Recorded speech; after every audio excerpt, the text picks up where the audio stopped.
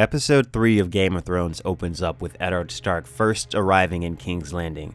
He's immediately approached by the city guard, and they tell him that there is a small council meeting that requires his presence. So Ned Stark gets to the throne room, and what's really interesting about this scene is that the last time that Eddard has seen the throne, it was when Tywin Lannister, Jaime's father, laid the Targaryen babies at the feet of the throne in front of Robert Baratheon.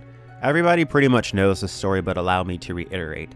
Maester Pycelle convinces Aerys Targaryen, who was the king, to allow Tywin Lannister into the city because Tywin Lannister and this big army is outside of the city. They're saying, we're going to help you, just let us in. When the Mad King does that, Tywin Lannister begins to sack King's Landing. They're killing everybody, they're raping everybody. So Aerys Targaryen tells Jaime Lannister to go out and bring him the head of his father. After King's Landing is sacked, Eddard Stark enters the throne room to find Jaime Lannister sitting on the Iron Throne and a dead king and a dead pyromancer.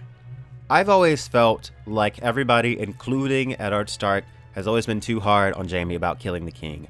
Yes, he swore an oath, but some of you guys know my position on this whole honor system. It's ridiculous.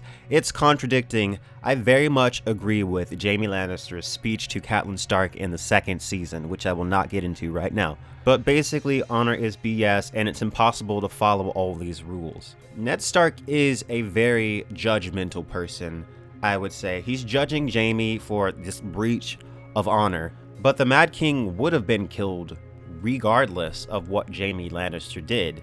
So Ned Stark gets to this small council chamber, and we get to meet a number of characters. First of all, Littlefinger, who is the master of coin, and to Ned Stark's dismay, he has been borrowing and borrowing money to suit Robert Stark's spending habits, so the kingdom is millions of coins in debt. Next, we've got Varys, the spider, who is also called the Master of Whispers, who knows everybody's business in all the land.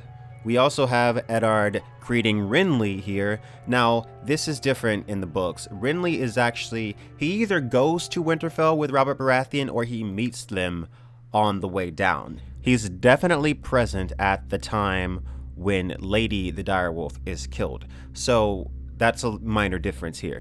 We also get our first sighting of Maester Pycelle, who is one of my least favorite characters of all time. It is also in this scene that Eddard gets the news that the king is planning a grand tourney in celebration of the new hand of the king, and Eddard is kind of extra annoyed by this as a modest man, that this tourney has his name on it. It's called the Hands Tourney, when he really doesn't want anything to do with it. The kingdom is already in debt, and this just seems like gratuitous spending to him, and he's totally right. Here we have a scene that's not in the books. We have alternative facts, Cersei, telling Joffrey that the truth doesn't matter. The truth is whatever he says it is. Okay, Cersei, that is terrible advice. Terrible advice. Never make somebody think that they are the master of all truth and that the truth is just whatever they say it is, because that's how you get tyrants. I mean, Jesus, Cersei must have been given lessons to a particular American politician. And then she stands up and she says to Joffrey a line which I think completely sums up Cersei's character as a whole. She grabs Joffrey's hand and she says, "Anyone who isn't us is an enemy." And that totally sums her up. All throughout the fourth book of Feast for Crows, Cersei is totally paranoid. Everything that happens to her, she thinks that it's a result of some conspiracy against her. Everyone that isn't her is an enemy, and that's clearly a failing in her mindset. She's clearly a bit mentally off. You know, Cersei is the last person that should be giving anybody advice about ruling. So in the next scene, both of the Stark girls are upset about various reasons, and I can totally get where Arya is coming from. An innocent boy was killed for no good reason, and if Sansa had have told the truth, you know, it might have turned out differently, so I can totally understand where she's coming from. Now, Sansa, I fail to see what she's upset about. It was pretty much her own fault. She could have tried to stop Joffrey when he was bullying the kid instead of telling Arya to stay out of it, like it was just okay what Joffrey was doing. She could have perhaps told the truth when asked about it instead of acting like she didn't see what happened. She should be upset with Queen Cersei instead of her father. Queen Cersei is the one that ordered the death of the wolf. Her father just wanted the wolf to die in a respectful manner. So Eddard gives her this doll in replacement for her wolf, and yeah, I can see where Sansa's coming from then, because, you know, like, a doll is kind of a shitty replacement for a dire wolf. But this doll does come up again in season 2, and a rather touching moment, I will say, and I'll remember to talk about that when that scene happens. Next, we got a Bran scene, and I do really love this scene in both the books and the show. There's nothing better than a good horror story. Old Nan tells Bran the story of the Long Night, and this is actually a longer story in the books. It's cut off short in the show, but if you want to hear the full version, you can click on this video right here. In that darkness, the others came for the first time. They were cold things, dead things that hated iron. And listen to me narrate it. Now, it's still not complete because the story is cut off short in both the books and the show by none other than Robb Stark. Now, here Robb attempts to discredit Old Nan by telling Bran that when he was younger, Old Nan told him a story about them living inside the eye of a blue-eyed giant. Now, some of us fans, including myself, believe that George R. Martin put this into the novel to represent himself. All these characters are living inside of George R. Martin's mind. So, you know, inside the mind of a blue-eyed giant, inside the eye of a blue-eyed giant. So if Old Nan's right about that, then, you know, what else is she right about? So Catelyn and Sir Roderick arrive in King's Landing. They are too approached by some guards, and they're taken to Littlefinger's whorehouse, which Catelyn is furious about at first, but then she gets over it. She meets Varys, and they have a look at the blade. And then Littlefinger says, all of a sudden, the blade is mine, but it was won off me by none other than the imp.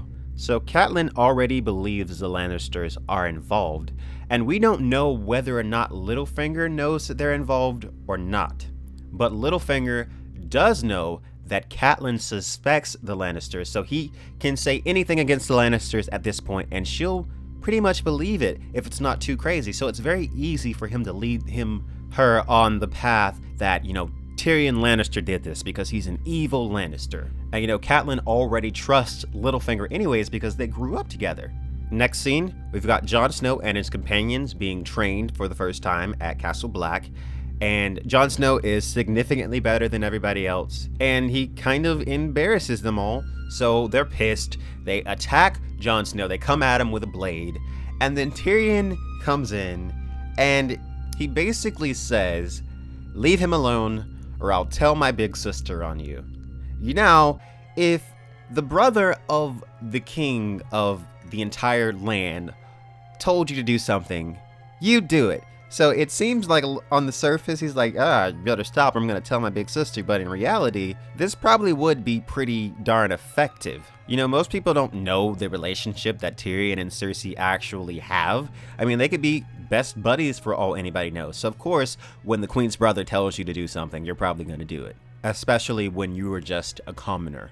So next, and I may or may not get hate for using this terminology, but Tyrion kind of checks Jon Snow's privilege here. He says, of course you're better than them. You grew up in a castle. You were trained by Sir Roderick. However horrible you thought your life was, there are people that have it way worse. And I think that everybody should look at themselves all the time and try and see the advantages and disadvantages that you have versus other people, because everybody has certain advantages that other people don't, and then everybody has disadvantages that other people don't. And these types of things transcend race, and they transcend even class and, you know, wealth. They do.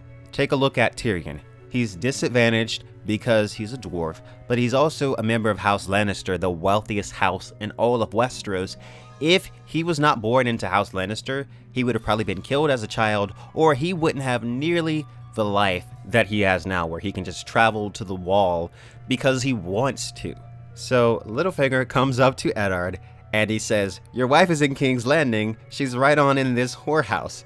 And Eddard gets really mad. And then Catelyn kind of peeks over the balcony and she's like, Ned. Really funny scene. It's one of the rare moments where Ned actually loses his temper. So Catelyn tells him everything that she knows. She tells him about the knife. She tells him about how she suspects that Bran has been pushed from the window. And then Catelyn and Ned have their final farewells, and that is the last time that we see either of the two of them together, and it's really sad. Jaime and Cersei has this little scene together, and it kind of shines some light on their relationship a little bit more. Cersei is upset that Jaime pushed Bran out of the window. She was more convinced that they could handle the situation some other way. But, Cersei, when the whole thing happened, you weren't saying anything. You weren't offering up any, choices or anything like that. So, I don't know. You kind of let it happen, didn't you? You know what? I don't mind Cersei and Jaime's relationship as much as some people. They're brother and sister. They want to, be lovers. Just let them at it. Who cares? The Game of Thrones universe isn't the same universe as our universe. Clearly, having kids with your siblings doesn't lead to crazy birth defects. So, let them go at it if they want to. Nobody questioned the Targaryens. And the reason that people didn't question the Targaryens at the time is because when the Targaryens first arrived in Westeros, they were more like gods than men. They had dragons, and that was a real symbol of power. The dragon is a real symbol of power. So they were kind of viewed as more like gods than just regular people. And they also had the silver hair and the purple eyes. They didn't really look like normal people. So, that kind of perpetuated the idea that they were gods. And then there are all types of rumors that Targaryens are immune to certain diseases. There's a lot of stuff that would, kind of indicate that they're more than just normal people. So there are certain things that are accepted for Targaryens that aren't really accepted and that are considered taboo if other people do them. And to me, that's kind of BS. I say let Cersei and Jaime do whatever they want to do. Here's an interesting scene. Robert Baratheon is with Ser Barristan Selmy, and he's sharing war stories with Ser Barristan Selmy. And Lancel Lannister is there, and Robert Baratheon is making fun of his name. Got some comic relief there. And then Jaime Lannister comes in, and Robert obviously doesn't like the Lannisters because he hates his wife and he kind of resents them. He's in debt to the family, so he doesn't think too highly of them. So he kind of belittles Jaime a little bit, and he says, "What did the Mad King say to you before you stabbed him in the back?" And Jaime's response clearly unnerves him. Jaime says the same thing he'd been saying for hours: "Burn them all."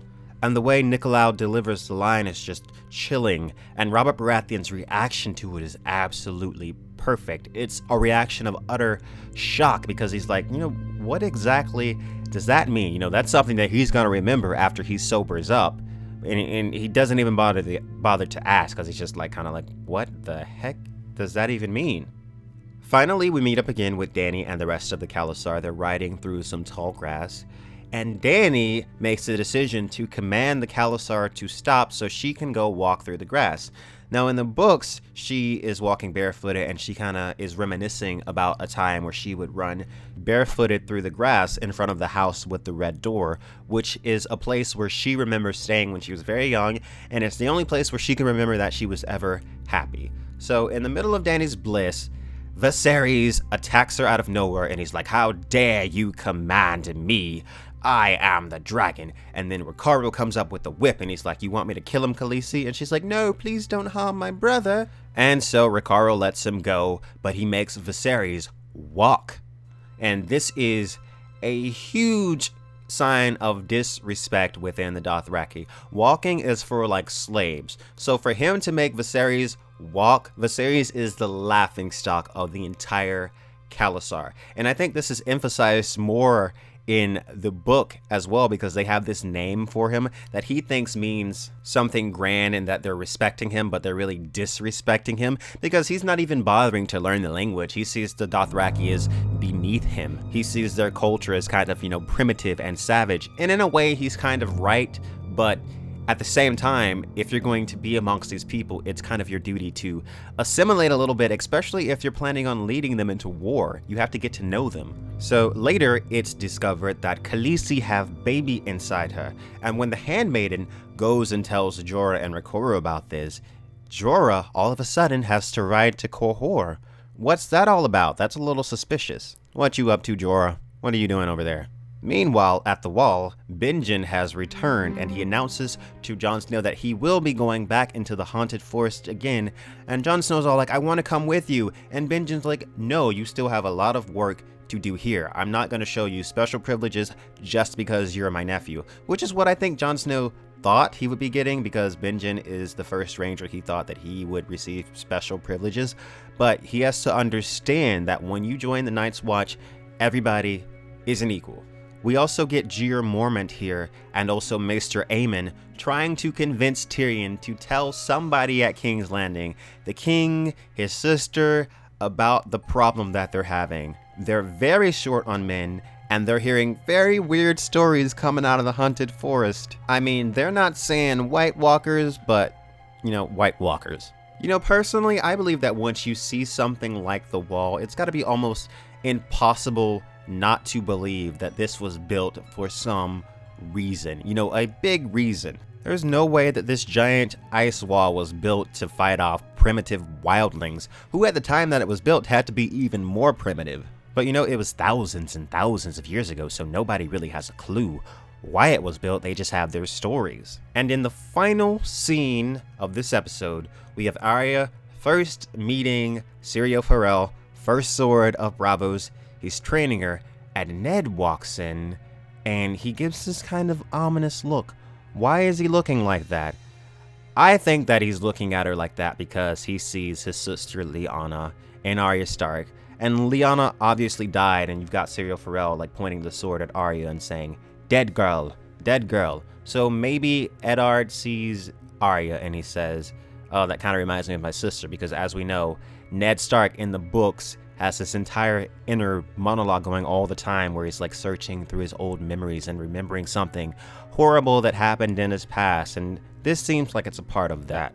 Now, this was definitely a character episode. Not much happens in terms of action, but you do get a lot of developing character moments. You start to understand Jaime a little bit more. You start to see that maybe Jorah is up to something. There's nothing in this episode that would really wow you, but if you skip this episode, you'd be missing out on a lot.